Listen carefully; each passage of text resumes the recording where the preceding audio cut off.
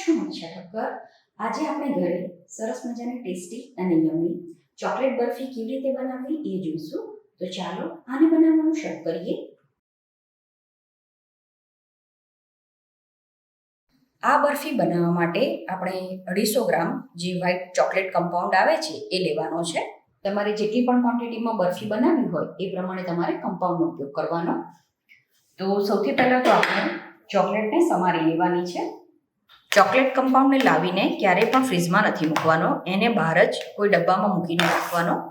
તમને જે પણ કંપનીની ચોકલેટનો ટેસ્ટ પસંદ હોય એ તમે આમાં યુઝ કરી શકો છો। હવે ચોકલેટને મેલ્ટ કરવાની છે, તો ચોકલેટને તમે માઇક્રોવેવમાં પણ મેલ્ટ કરી શકો છો, પણ જો તમારી પાસે માઇક્રોવેવ નથી તો આ ચોકલેટને કેવી રીતે મેલ્ટ કરવી એ પણ બતાવી દઉં। તો માઇક્રોવેવ વગર ચોકલેટને મેલ્ટ કરવા માટે આપણે ડબલ બોઇલર મેથડથી આને મેલ્ટ કરીશું। તો એના માટે એક વાસણમાં પાણી ગરમ થવા માટે મૂકવાનું અને આ પાણી ઉકળે એટલે એના ઉપર એક કાચનો બાઉલ મૂકી દેવાનો। તમારી પાસે કાચનો બાઉલ ના હોય તો સ્ટીલનો બાઉલ લઈ લેજો। હવે જે ચોકલેટ સમારીને રાખી છે એ આમાં એડ કરવાની।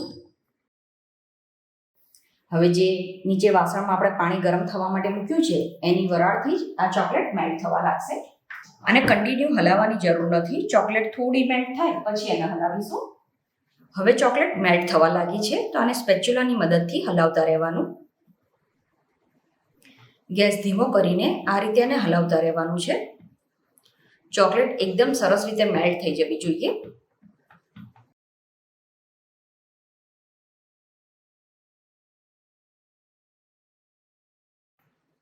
આપણે જે નીચે વાસણ મૂક્યું છે એમાં પાણી હજુ પણ ગરમ જ હોય તો ગેસ બંધ કરી દેવાનો છે અને આ વાટકાને આપણે આ વાસણ ઉપર જ રહેવા દઈશું।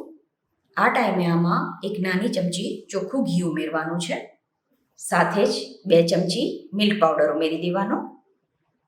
જો તમે 10 રૂપિયાવાળું પેકેટ યુઝ કરતા હોય તો એક આખું પેકેટ નાખી દેવાનું અને આને સરસ રીતે મિક્સ કરી દેવાનું છે। આ રીતે જ્યારે તમે ચોકલેટ બરફી બનાવશો તો આ ખૂબ જ ટેસ્ટી બને છે અને આને બનાવવામાં વધારે સમય પણ નથી લાગતો, તો તમને વારંવાર આ બનાવવાની ઈચ્છા થશે। તો બધું સરસ રીતે મિક્સ થઈ ગયું છે। હવે આ વાટકાને નીચે લઈ લઈશું। હવે આમાં જે મિક્સ કલરની તૂટી ફ્રૂટી આવે છે એ ઉમેરવાની છે। તમને મિક્સ કલરની તૂટી ફ્રૂટી ના મળે તો કોઈ એક કલરની પણ ઉમેરી શકાય।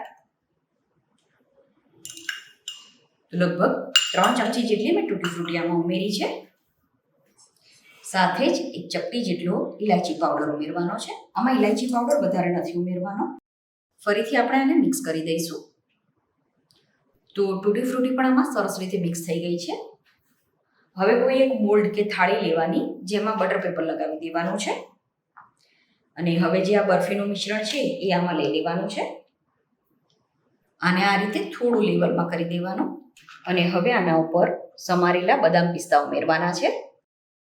હવે આને રૂમ ટેમ્પરેચર પર જ રહેવા દેવાની છે। તમે જો ઉતાવળમાં હોય તો તમે આને ફ્રીજમાં પણ સેટ કરી શકો છો। હવે આ બરફી સરસ રીતે સેટ થઈ ગઈ છે તો એને કટ કરી દેવાની।